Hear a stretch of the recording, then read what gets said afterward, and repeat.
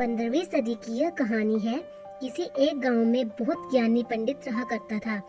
पंडित आजू बाजू के सारे गांवों में बहुत प्रख्यात था और वही वजह से धनवान भी। पंडित का परिवार ज्यादा बड़ा नहीं था। पंडित अपनी पत्नी के साथ अपने बहुत बड़े घर में अकेला रहा करता था, क्योंकि पंडित को कोई बेटा था नहीं और एक बेटी थी जिसका विवाह पास के गांव वाले एक श्रीमंत लड़के से हो चुका था।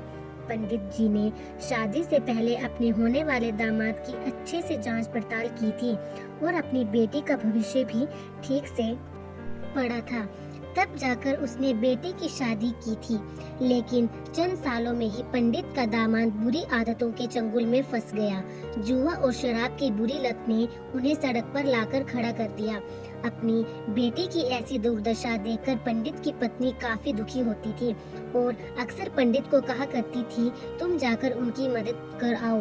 पंडित हमेशा अपनी बीवी को यह कहकर उनकी मदद करने के लिए मना कर देता था कि अभी कुछ समय तक उनका बुरा वक्त चलना है। हम चाहे कितनी ही कोशिश कर लें, जो उनके नसीब में नहीं है वह उन्हें नहीं मिल पाएगा। पंडित की ऐसी बातों से उसकी पत्नी काफी दुखी हो जाया करती थी और मन ही मन सोचती थी कि कैसा स्वार्थी पिता है, अपनी बेटी को इतने कष्टों में देखकर भी उसकी मदद करने के लिए मना करता है। आखिर भगवान ने जो इतना सारा धन धान्य दिया है उसका क्या करेंगे? हमें कोई और औलाद भी तो है नहीं, ले देकर एक यह बेटी है और उसके लिए भी कुछ नहीं करेंगे तो किसके लिए करेंगे? पंडित ऐसा नहीं सोचता था। ऐसा नहीं है कि पंडित अपनी पुत्री से प्रेम नहीं करता था, लेकिन उसने अपनी पुत्री की कुंडली इतने अच्छे से पढ़ी थी और वह ये पहले से ही जानता था कि वह चाहे किसी भी लड़के से शादी करती, लेकिन उसके जीवन में यह समय आने वाला ही था और बिना इसे भुगते उसको छुटकारा नहीं मिलने वाला था।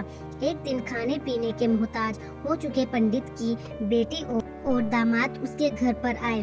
पंडित ने और उसकी बीवी ने दोनों का खूब आदर सत्कार किया और खूब अच्छा खाना खिलाया।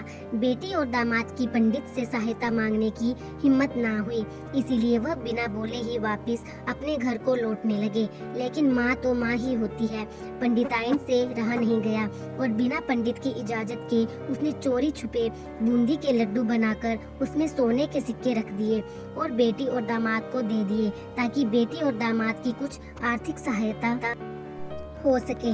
पंडिताइन यह भी जान गई थी कि बेटी और दामाद शर्म के मारे उनसे मदद नहीं मांग रहे थे, इसीलिए उसने बेटी और दामाद को भी लड्डुओं में छिपे सिक्कों के बारे में कुछ नहीं बताया।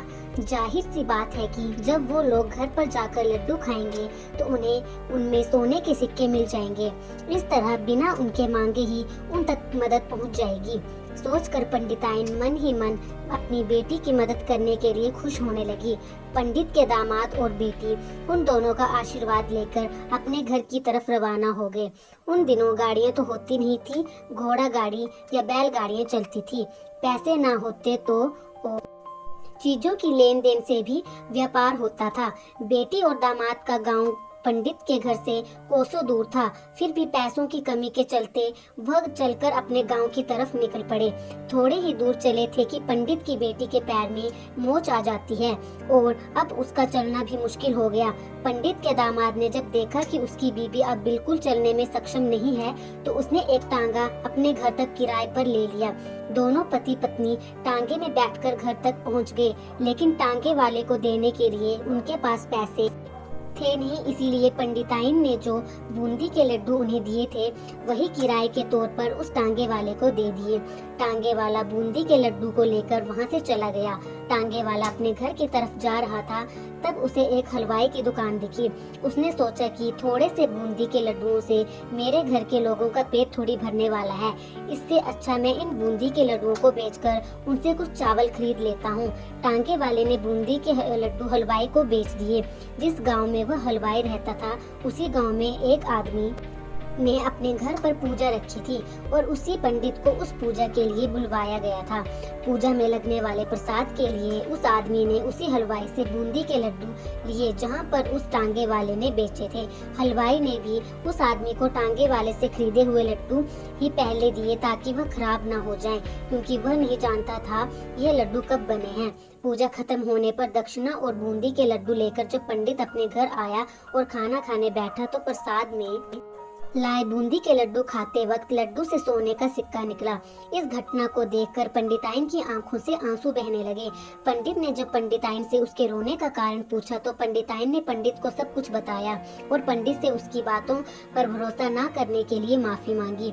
पंडित ने पंडिताइन के आंसू पोंछे और कहा कि तुम्हारी तरह मैं भी हमारी बेटी को बहुत प्रेम करता हूँ, लेकिन अगर हम उसकी अब मदद करते हैं तो दामाद हमसे हमेशा ऐसे ही मदद की अपेक्षा रखेगा और अपनी बुरी आदतों को कभी नहीं छोड़ेगा। पंडिताइन भी अब पंडित की बातों से सहमत हो गई। 2-3 महीने बीत गए। पंडित के दामाद और बेटी फिर से एक बार उनके घर आए और इस बार उनकी परिस्थिति पहले से बेहतर थी, क्योंकि पिछली बार खाली हाथ जाने के बाद दामाद ने नया काम शुरू किया था और अपनी सारी बुरी आदतें भी छोड़ दी थी। ये कहानी आपको कैसी लगी? उम्मीद है कि कहानी अच्छी लगेगी।